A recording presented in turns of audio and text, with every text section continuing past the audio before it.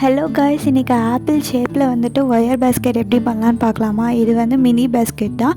3 அடியில் வந்துட்டு 10 ஒயர்ஸ் எடுத்துக்கோங்க. அதுக்கப்புறம் ஒரு ஸ்கேல் வச்சு மெஷர் பண்ணிவிட்டு ஒரு அடி விட்டுட்டு அதை மடக்கி விட்டுக்கோங்க.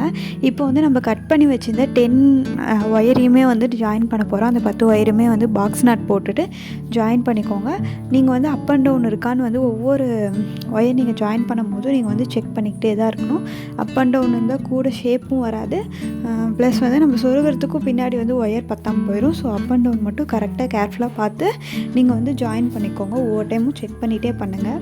இதே மாதிரி வந்துட்டு மேலே வந்துட்டு போடணும்.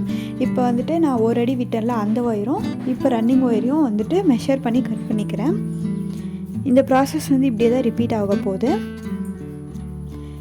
இப்போ வந்து நான் வந்து ஃபஸ்ட்டு லைன் போட்டேன். இப்போ 2வது லைன் வந்து ஸ்டார்ட் பண்ணியிருக்கேன். அதுக்கும் ஒரு அடி விட்டுட்டு மடக்கி விட்டுட்டு திரும்பி வந்து ரன்னிங் ஒயர் வச்சுட்டு நான் வந்துட்டு ஜாயின் பண்ண ஆரம்பிச்சிட்டேன். திரும்ப சொல்கிறேன், ரன்னிங் ஒயர் இது பண்ணும்போது நீங்கள் வந்து அப் அண்ட் டவுன் பார்த்துட்டே பண்ணுங்கள்.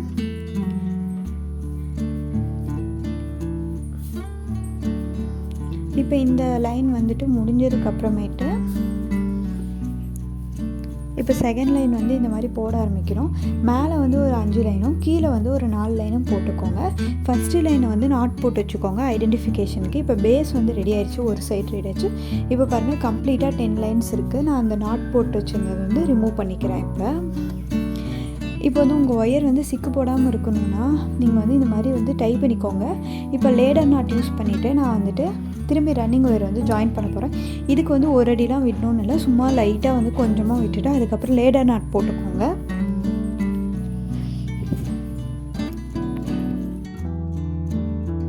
லேடர் நாட் போட்டதுக்கப்புறமேட்டு வந்துட்டு மேலே வந்துட்டு 5 ரோ வரைக்கும் நம்ம வந்து போடலாம். ஓரளவுக்கு வந்து நமக்கு ஸ்பேஸ் வேணும்னா இந்த மெஷர்மெண்ட்டுக்கு 5 ரோ போட்டால் கரெக்டாக இருக்கும்.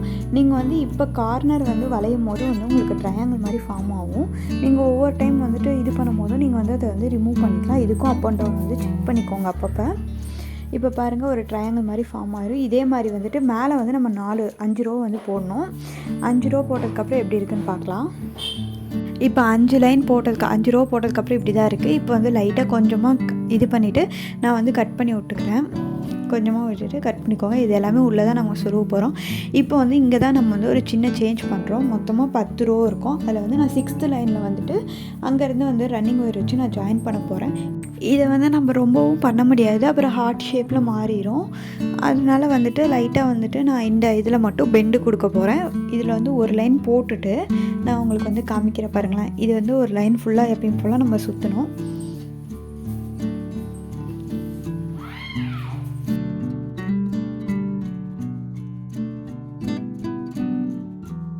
நம்ம ஸ்டார்டிங் லைனும் இது பண்ணும்போது லைட்டாக கொஞ்சமாக விட்டுட்டு அதுக்கப்புறமேட்டு பண்ணுங்கள். லேடர் நாட் போட்டுறாதீங்க.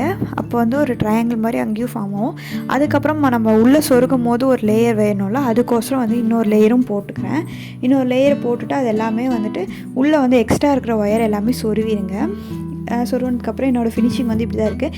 இதில் வந்து நான் இன்னும் கொஞ்சம் வந்து லீஃப் ஷேப்பும் அதுக்கப்புறம் ஸ்டெம் வந்துட்டு இருந்தால் நல்லாயிருக்குமே அப்படின்னு சொல்லிட்டு ஆட் பண்ணேன். 2 லீஃப் இருந்தால் நல்லா இல்லை, ஒரு லீஃப் வந்து அழகாக இருக்கும்.